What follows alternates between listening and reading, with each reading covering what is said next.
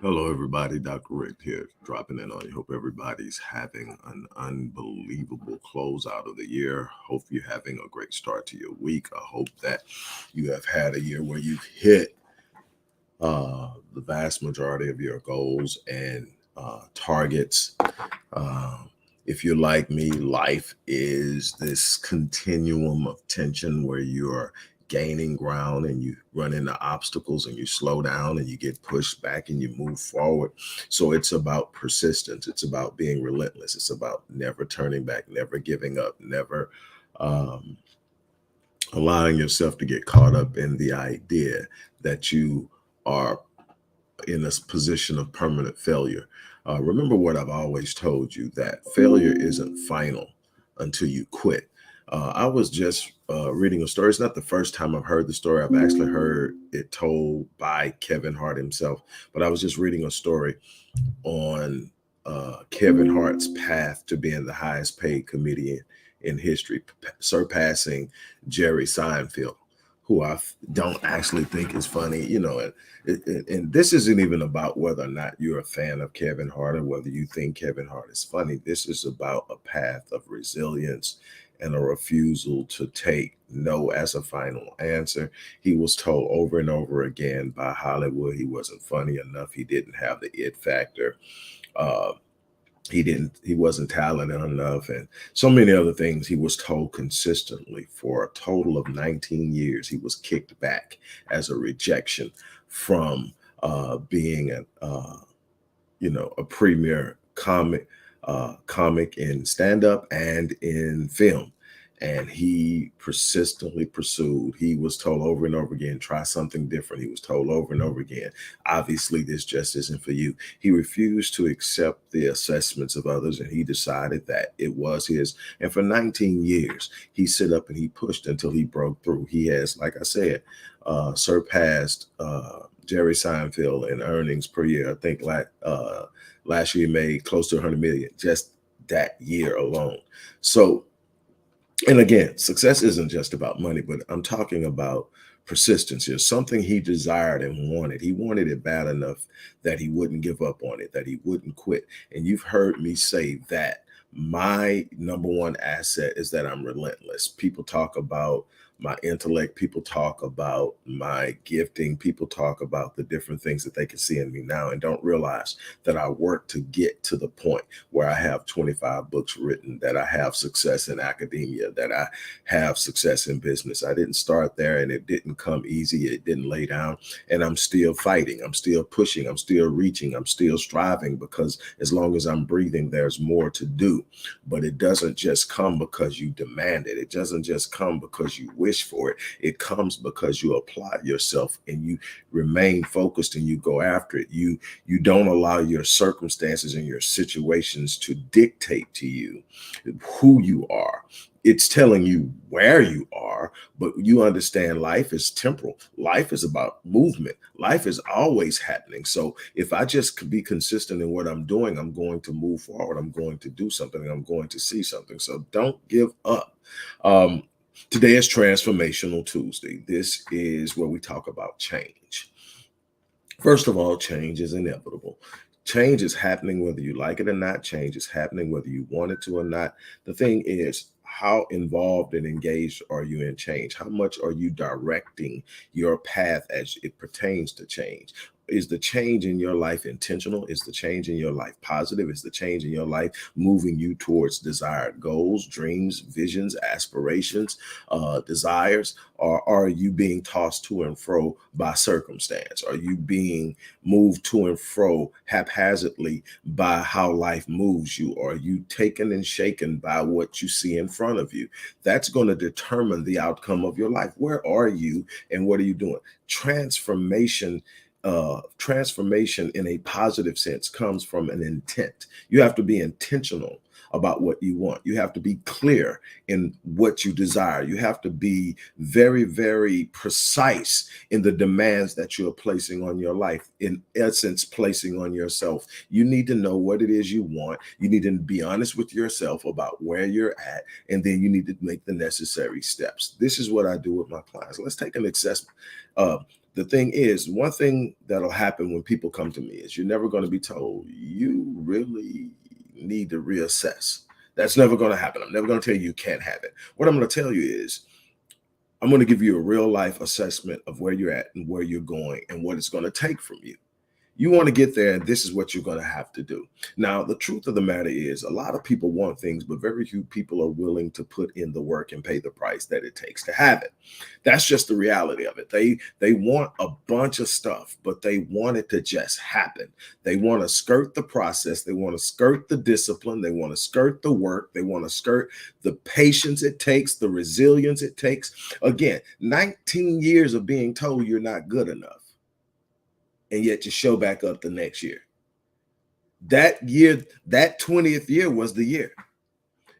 Very few people are going to put that kind of time and discipline in. Most people are going to go with something as long as they can see some immediate results. It's about instantaneous gratification. Well, some people say, how in the world can someone fight for something for 19 years? And because constantly push back and keep going? It's because they had, number one, something they desired so much that it was connected to who they were. They couldn't see anything else. They refused to. Something I've been asked more than one time is, do you have a plan B? It depends on how you define it. Do you mean, is there a goal and then a second goal? No. Am I willing to adjust my strategy? Yes. But am I willing to let go of what I say I want? Absolutely not. I will go until I stop breathing. I'm either going to get it or I'm going to die trying. I'm not going to sit up and go after it and say, okay, I tried my best. I'm going to let it go. Maybe it wasn't for me. Maybe it wasn't for me as an excuse. Maybe it wasn't for me as a cop-out. It's not God's will for me. It's a cop-out. It's very clear, no matter what you look at. If it is good, if it will do you good and do others good, God will not withhold it from you. So that is not it. If you are in a place where you are actually prepared to receive something and do something good with it, God's not withholding you. So stop blaming it on God. Now, here's the thing. Just like if we're taking religion, let's use Christianity. Let's just use the Abrahamic faith, because we see it all in the Old Testament. We see Judaism, Islam, and Christianity in the Old Testament. So let's just talk about the Abrahamic faith.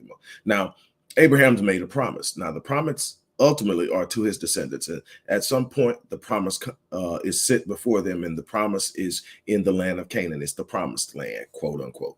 And they're told, it's yours. It was yours. The deed is on it. I promised it to Abraham centuries ago. It's yours now. Here's the thing.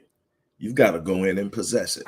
In other words, even though it's meant for you, it's not a default simply because you have the gifting, simply because you have the talent. I don't know how many people I've seen that are more talented in situations than the people who are actually getting on. But they're not getting on. Why? Because they're not committed to it. They don't have the work ethic. They don't have the resilience. They don't have the fortitude to push through the difficult times. When life doesn't lay down for them, they lay down.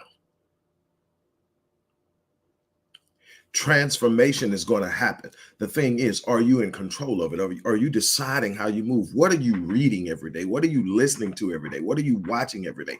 Who do you have in your circle? These are some things that you're going to have to master. You're going to have to determine who's in your circle. You're going to be the average, in essence, of the 5 people you spend the most time around. That's in income.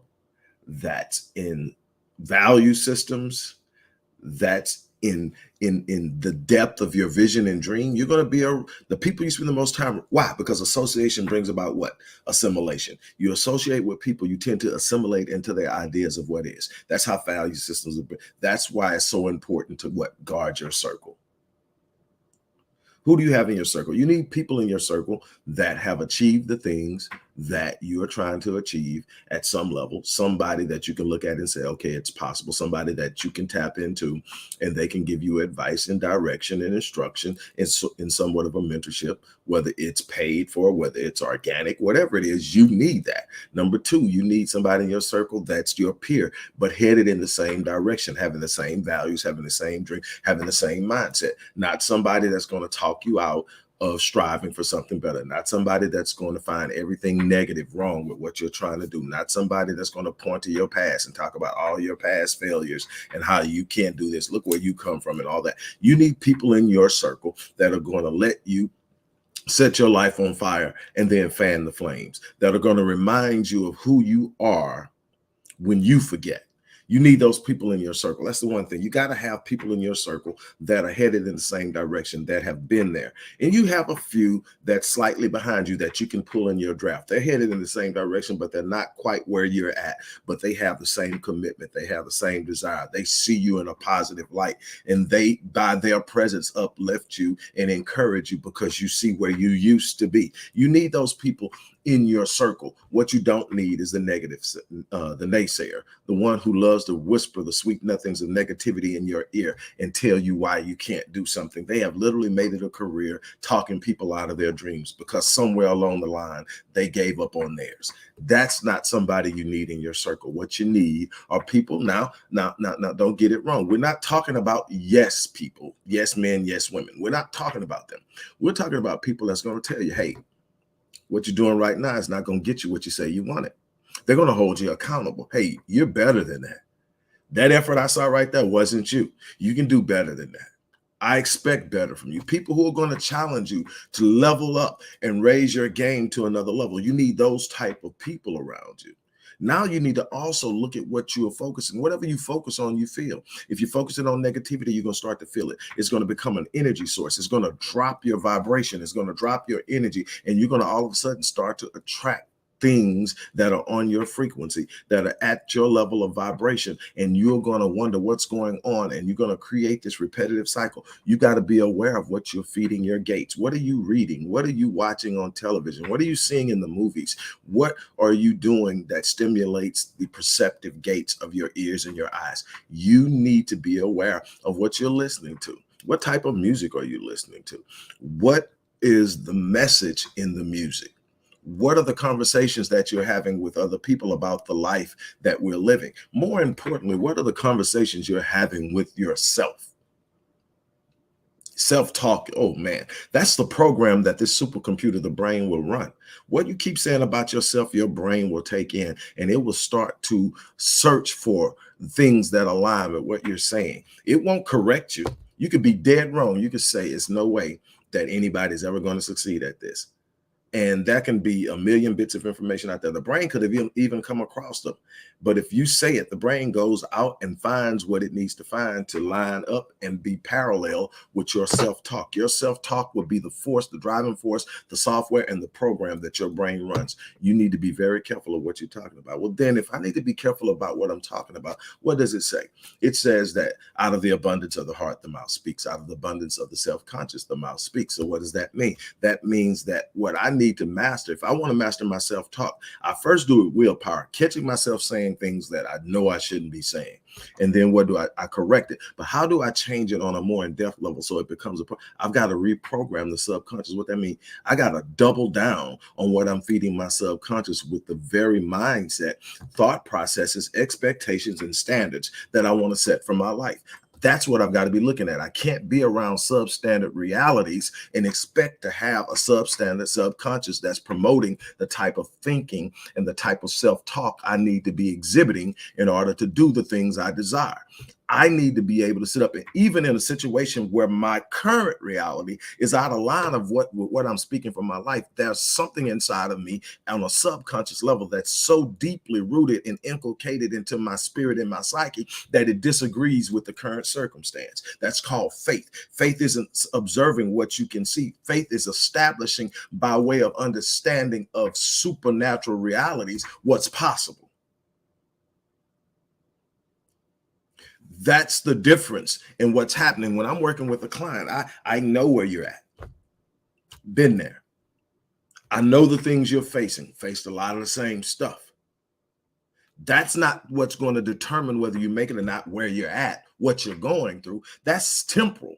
That's a circumstance. What you've got to do is develop an internal reality, something so deeply rooted in what you believe about life that it does not observe the circumstance in a way that the circumstances influences its belief. So in other words, faith says, I see it. See, faith is a substance of things hoped for, the evidence of things I cannot see. It's saying that it's okay for me to believe that I'm coming out of a storm. It's okay for me to believe that I can rise to the next level of where I'm trying to get. It's okay for me to believe, to say that I'm not going to be poor for the rest of my life. It's okay for me to believe, to say that I'm going to pass down generational wealth, despite the fact that there's not a dime in the bank. Why? Because faith says that where you are is not where you will continually and eternally stand. Faith says where you are is a point in which you are passing through to get to your destination. Your destination is guaranteed by the very definition of the word destiny. The very definition of the word destiny says it's destined to happen. If you want to understand the dynamic of destiny, just look at it this way, that no matter what you do to stop a person's destiny, you only ensure that it happens. Why? Because destiny says it's destined. Now, only person that can stop your destiny is you, by quitting. But if you stand up and you walk, like I said at the beginning of this thing, you're talking about Kevin Hart. And there are people who have opinions of Kevin on both sides. He's not funny. He's funny as hell. I don't see what people find. But what I can tell you is he has taken the comedic world by storm. He is the highest paid comedian. And when you talk about some of the people who have done it that are still alive, that are in this world where we have social media, like Eddie Murphy and so many more, you got to understand the depth of that. You got to understand the power in that. What he did is he didn't quit. He kept reinventing himself. He kept growing. When they said he learned the industry, he honed his talent. He beat his craft. He kept going. He said, okay, am I good enough now? You're still not good enough, Kevin. We can't use you. Okay, I'll be back next year. I'm going to go work. I'm going to go do stand up in this corner club. I'm going to go do this. I'm going to hang around this person. I'll be back next year. Kevin, we told you last year, you're not good enough. And eventually you're talking about a comedian that sells out arenas, not basketball arenas, not concert venues, football arenas. He made almost, I think, 90 million, 87 something million last year. That's 1 year earnings. This doesn't count his investments. This counts what he earned being a comedian. This is a guy that was told no 19 years in a row. What if he would have believed it just one of those years? Then, we wouldn't know him, but more importantly, he would not have set a path and an opening and laid the foundation for his children to believe anything is possible, because he has a story. He has a story that says, they told me no. You've been told no. I've been told no. And you're going to be told no your life, no matter what. The thing is, do you accept no? Do you accept no as being the final? Or do you sit up and say, you know what, I hear what you're saying, but I'm not quitting. I hear what you're saying. And if you won't hear me, I'll find somebody that will. I'm going to do it. I was told no multiple times about my first book. I was told it was well written, it was well researched, but there wasn't an audience for it, that it couldn't be marketed to a large enough crowd to make it profitable. I've published 25 books. I ended up creating my own publishing companies where I've now published other authors. I've even had publishing companies come to me and request me to write. So I've got titles where once publishing companies wouldn't touch me. Once I got out there and said, well, you're not going to stop me just because you won't publish me. I'm not going to go just the self-publishing route. I'm going to create my own publishing house. I'm going to take on authors who want to do something and want to invest in themselves. And I'm going to get behind them and we're going to do it together. And I've done that. And I've even this year published my first fictional book, have another fictional author on deck that I'm working with right now to get her published. And I'm going on. But it started with me being told no multiple times because the book was well written and it was well researched, stroking you to tell you no. But at the end of the day, the answer was no. I didn't accept no. The book is going to be published because if there's one person out there that needs to read it, I want them to have it. And so I'm going to go and I'm going to do what it takes. That book is still in circulation. It's about to go back into print. I'm 25 down and I got another 25 in me, and I love writing, so I'm going to do it. And nobody's going to stop me. There's so many other things I've done. But it comes with me sitting up and saying, I refuse to quit. I refuse to give in. I refuse to accept this setback as final. But what does that come? That comes from being in a place of transformation in which I am engaged in the process. Far too many people run from change so hard that they don't have any input. Change is happening whether you want it to or not, but it works a lot better when you have input. How are you choosing what you're growing in? If you want to do something in a particular industry, how are you gifted for it? What do you work on? All life is about is you don't get what you want, you get who you are. You get what you become. So if I want X, then I look at X and I say, what does a person who has this look like? What do they read? What do they study? What time do they wake up? What type of people do they have around? What does their self-talk sound like? And I start to build that within myself. I start to become what I need to be in order to have what I desire. This is all I do with my clients. What first we're going to do is we're going to heal. But here's the problem that I run into with the vast majority of people. People are consulting their past for permission to change their future. Here's the problem with your past. Your past can only give you what you've experienced. Your past can only give you reason and recollection. It can sit up and say, based on this is the projected outcome. If you consistently consult your past, what happens is you convince yourself that what you are getting is what you deserve, because your past can only tell you what it's seen. Life at an exceptional level isn't about your history or your experience. It's about your vision. It's about what you can see for yourself outside of what life is giving you. Some of us are born with some hands that are not what we would like to have in our lives. Some of us are born without one parent or without either parent. Some of us are born into extreme poverty. Some of us are born into highly traumatic experiences where the very ones who should be protecting us aren't protecting us but harming us. And what do? We have to find a way to say, this isn't going to be the narrative that dictates the outcome of my life. There's an overcomer inside of me. There's something built in me that will allow me to come out. But what I must do is stop consulting my past experience, whether I want to call it implicit memory, whether I want to call it traumatic memory, or whatever. I've got to step out of that.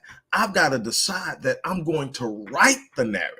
And that's the beauty of it. And that's one of the reasons I decided to start publishing fictional books. Why? Because fiction isn't restricted to what the normal standards of reality imposes upon us. Fiction can be whatever you want to write it. It can be whatever it is. And the truth of the matter, that's life. I can determine that where I'm at right now isn't the end. I can write a new chapter in my life. I can aspire for something greater. I can desire to have something that I've never had before. And the beauty of this thing is that God created us with a mind that cannot distinguish what is real between what is being imagined. Why did he do? Because he understood that with realistic experience, experiences come emotions that anchor you and determine how you feel about something and govern your behavior. What do I mean? If I run into something I don't like, it's going to create an experience of anger, hatred, sadness, something. And what it's going to do is it's going to cause me to want to avoid that experience again. So I will take the necessary steps not to experience again. On the flip side, if I experience something that gives me joy, that gives me fulfillment, that raises and elevates my vibration and my frequency, guess what happens? It creates an emotion of excitement and joy. And what does it do? It drives me to experience it again. Now, if I can look at this experience and it's real in my psyche, because my mind cannot distinguish the difference between the fact that I just simply created it in my imagination. Guess what I've just done? I've just created a memory out of my mind that my mind cannot tell the difference between whether it's a real memory or a created one. Now I can consult that memory and say, based on this, I can win. This is what I do with my client. It's about sitting up and saying, okay, let's undress this. Do we need to heal from some trauma? Because trying to face life with unhealed trauma creates so many challenges that you don't have to deal with. There's a way to undress that trauma. There's a way to apply that trauma. See, what happens with trauma, there's this thing called implicit memory or traumatic memory. What it is, it's a cellular recollection of what happened. It's actually recorded in your cells. It's your body. Dr. Basil van der Kolk says that the body keeps the score, that literally your body is more aware of the traumatic experience than your mind and your memory. So what the body does, any little thing, that's why some people can be triggered and don't know why. It can be a smell, a song playing, a particular color, anything associated with traumatic, with the original traumatic experience can trigger you and create antisocial, non-productive behavior.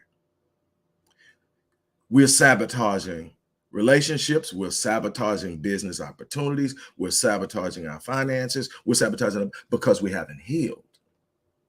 Before I can create something new, I've got to leave the old behind. Now, in order to do that with trauma, you got to sit up and you got to deprogram the cells. How do you do that? Real simple. What you're dealing with trauma is a non-integrated experience. In other words, every time you experience something like each and every second of your life, you're having an experience.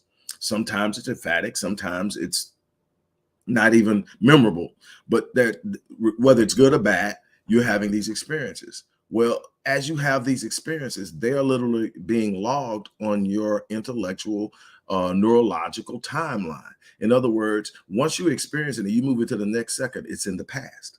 What does that mean? When my mind logs something in the past, it's saying it's already happened. You don't have to fear it. It's already happened. Nothing. It's done. It's in the past. So it becomes an experience in the past. It may be in the sense of a bad memory. It may be a bad memory, something I don't want to revisit anymore, but it's in the past. It can't hurt me now.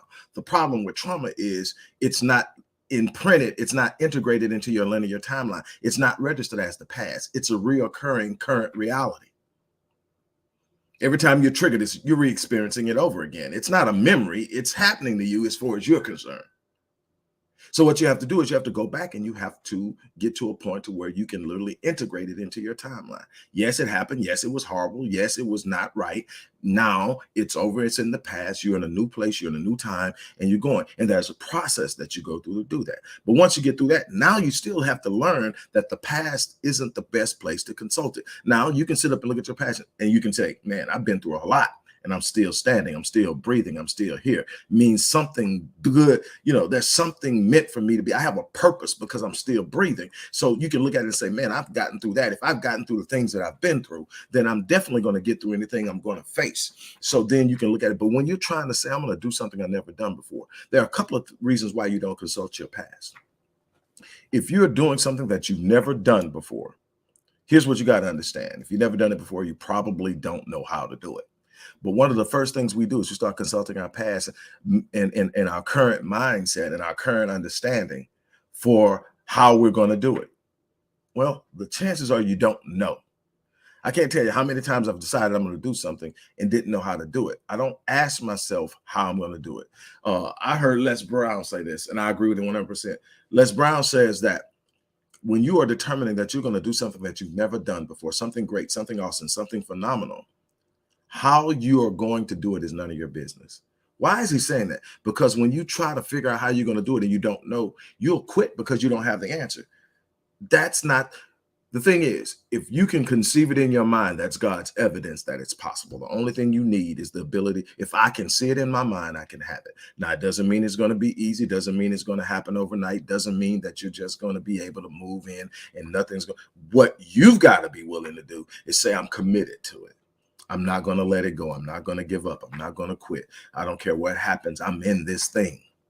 I'm in this thing until this thing ends me or I achieve it, but I'm not going to give up on it. That resilience, that a willingness to go the distance is where you see people getting on in this world. It's not that people have, we got all kind of excuses why some people are winning and some people aren't. The truth of the matter is, at the end of the day, I've seen people start out with all kind of advantages, coming from wealthy families, being given all kind of opportunities in their industry, in corporate America, and just tank. Why? Because they laid down and thought life, because life started good, that life would just lay down for them. On the flip side, I've seen people come from absolutely nothing and just move into life and nothing can. Why? Because they made up in their mind that they weren't staying.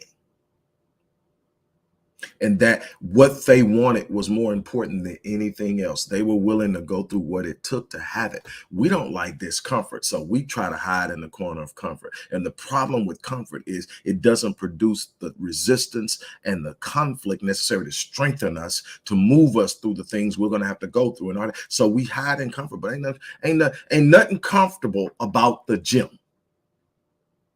When I'm in the gym, the only thing comfortable is I've become comfortable with discomfort. I understand that as my muscles burn, they're building. I understand as my heart rate goes up and I'm grasping for breath, it's strengthening my cardiovascular system. It's resistance training. It's what happens. You need emotional resistance. You need psychological resistance. You need intellectual resistance. You need the resistance that's challenging you and training you for what you're going to face and what you're saying you want to create. That's the thing that we are avoiding when we hide in the corner of comfort. We're trying to escape discomfort, but we're literally running from the vision. Leave the old you behind. Envision it with such clarity. Create a vision board. The subconscious loves vision boards. I can't tell you how many vision boards I've knocked out. I can't tell you how many times I've wrote my goal on cards in my wallet. Every time I have to pull something out and pay for something, or I have to show my ID for something, it's sitting right there reminding me of what it is until I reach it. Then it's the next goal and the next goal. And I'm not telling you it's easy. I'm telling you that this year has been immensely challenging. What I'm telling you, I've touched lives that I would have never touched if I would have gave up. It's easy to look at where you're at and quit. It takes fortitude and audacity and resilience to sit up and say, I'm not where I want to be, but I thank God I'm not where I used to be. And I'm going to keep pushing until I get there. Nothing's going to stop me. I'm not turning back. I'm not relenting. No surrender, no retreat. You're going to have to take on that mindset to achieve something exceptional, something extraordinary, something phenomenal, something so far out of reach that people thought it was impossible. Man, I thank God every day that I teach people how to touch dreams. I thank God every day that I wake up getting an opportunity to reach for dreams. Ain't nothing easy about this life of advancement, of transformation. It's hard work. It requires resilience. It requires intestinal fortitude, emotional fortitude, spiritual fortitude. But what I'm telling you is the rewards that it returns to you for your consistent commitment and invested work is unbelievable and unparalleled. But you're going to have to put in the work.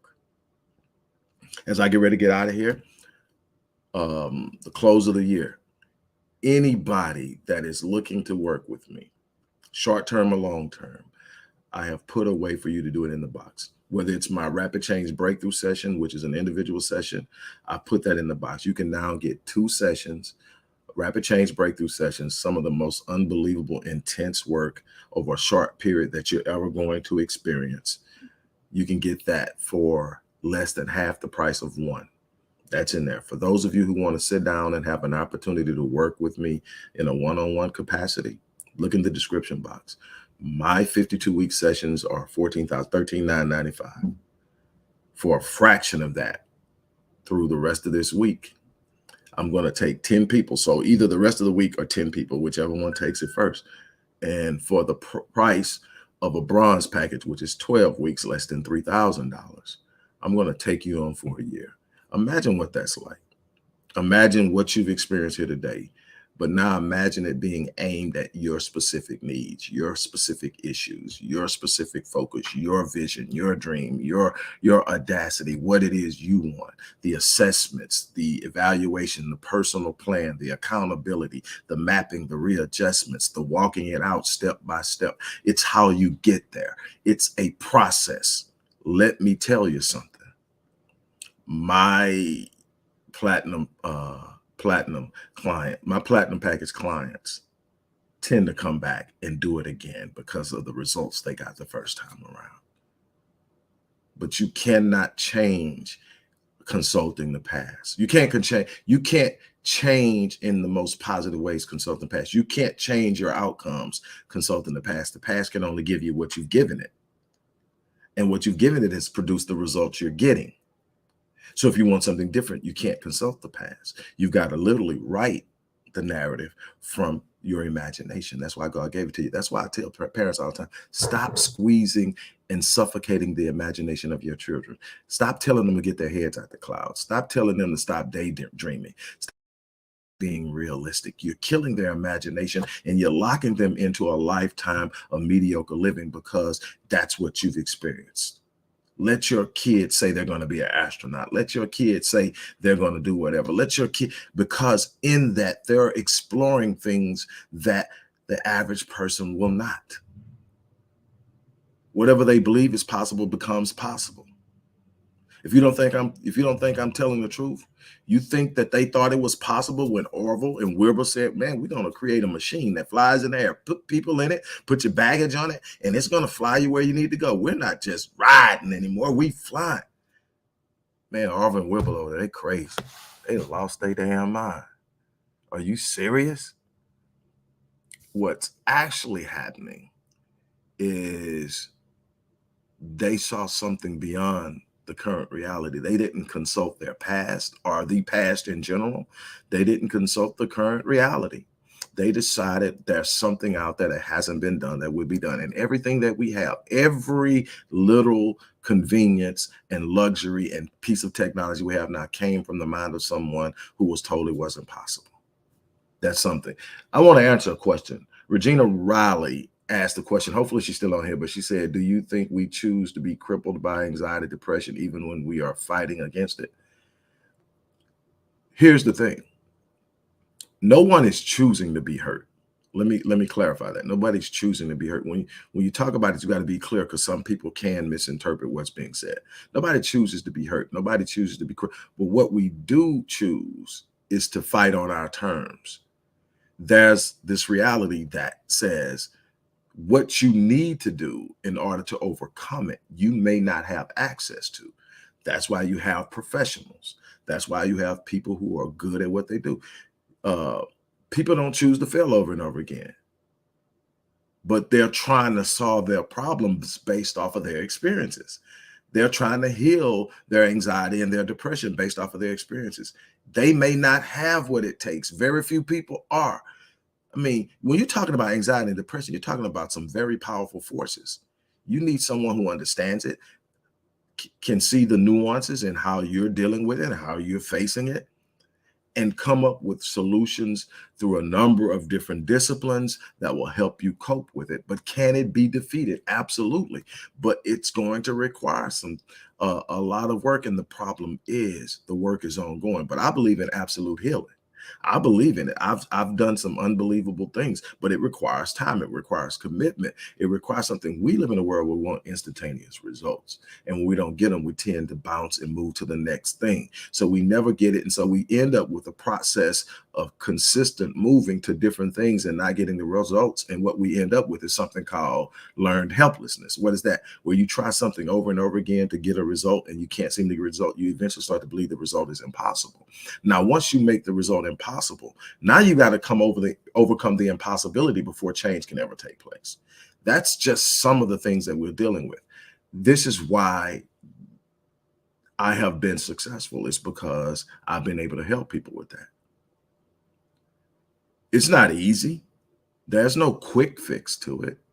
There are some very explosive and powerful mechanisms that are available, but it requires work. It requires consistency. And the more anchored you are in how you view whatever it is you're dealing with, that you're looking at and said, this thing got me, whether it's fear, anxiety, worry, stress, all of this stuff, the more anchored you are in it, the more hard work and commitment you're going to have to produce to it. And just saying I'm fighting it every day isn't fighting it. A lot of people wake up swinging at the air every day. That's not fighting. That's wasted energy, frustrating you. There has to be precision in what you're choosing to do. There has to be purpose in what you're choosing to do. There has to be a positive plan in place to do it. It's that simple. And so many people are lost because they think I can just get up and go. It's not just about effort. Yes, you have to have the effort. You have to have the energy and the commitment, but you've got to be headed in the right direction. There's nothing more frustrating than to go hard as you can, fast as you can, long as you can, and realize you were headed in the wrong direction the whole time. Think about it. Get with someone who can get you the results you want. Will it cost? If they're good, probably, unless you happen to live in the house with them. But that's what we've got to stop doing, putting price tags on our health, putting price tags on our visions, putting price tags on our dreams that we want to negotiate it down. I've paid unbelievable prices for the things that I've been able to achieve. I've gone through some things that the average person will not go through. But I've experienced things that the average person will not experience. And I get to leave that legacy to my progeny, to people who know me, to people who will read about me, because I refuse to accept the current as my best. That's it. So for those of you who want to work with me, the opportunity to do so is in the description box. Do not let anything stop you from taking a chance on yourself. Jim Rohn once said that winners invest in themselves and their education. I would extend that to winners invest in themselves, their education, and their well-being. We have to take our health seriously. And I'm not just talking about physical health, because our mental health and emotional health and our physical health are all intertwined and inextricably connected. And if we don't understand that, we make ourselves sick in a secular pattern, and we look and our health is declining and we don't understand why.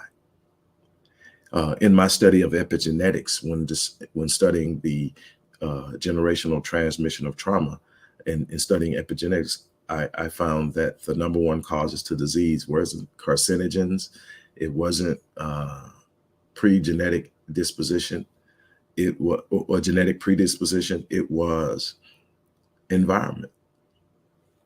How much stress a person is exposed to, what kind of trauma they experience in their life increases their risk for disease, because your experiences are up-regulating and down-regulating genes. There are genes designed to keep you healthy. There are also disease genes. Everybody has them. The goal is to live a life of confidence, a life of fulfillment, a life of peace, a life of wholeness in a way that down-regulates the disease genes. Predominance of cancer, stress, worry, anxiety.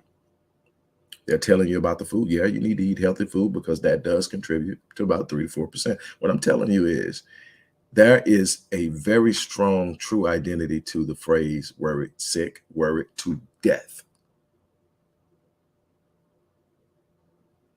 Now, it's not an instantaneous death, but it's definitely cutting years off of your life. For every moment that you spend worrying about something, you're subtracting from your life. There are ways to learn how to get through some of the most stressful times with reduced levels of stress. Absolutely, Ashley. We have to understand we have the mind of God. We have the force of God. We're created in the image of God. We have the ability to literally speak and create things. The problem is a lot of us are speaking the things we don't want more than we're speaking the things we want. We're thinking the things we don't want more than we're thinking the things we want. We're literally creating a reality for ourselves that is counterintuitive to what we truly say we desire. What you focus on, you feel. You hear me say that all the time because it's real. Whatever you're giving your attention to, you're giving your energy to. Whatever you're giving your energy to, you're giving your power to. And that's the problem. I hope that I've touched something. I hope that I've helped you. I hope that you have gained some insight and some understanding. The question is, you can have it all understood. You can get all the inspiration you want. You can show up every morning, and I love to see you, love to have you. But at some point, you have to make the decision to make the move, to make the change, to be invested in yourself, in not being who you are now next year, not having the same disappointments, the same frustrations, the same worries, the same anxieties. You're in control of that. It's how much are you giving to it? How precise are your movements? That's the question.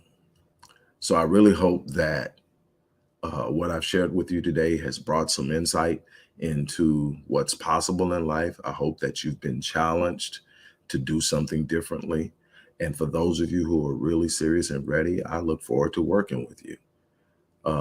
It's what I do. I mean, it's what I wake up to do. So again, have an unbelievable day. As I always say, I live my life on full so that when I leave this place, I die on E. That is my challenge to you. Thank you.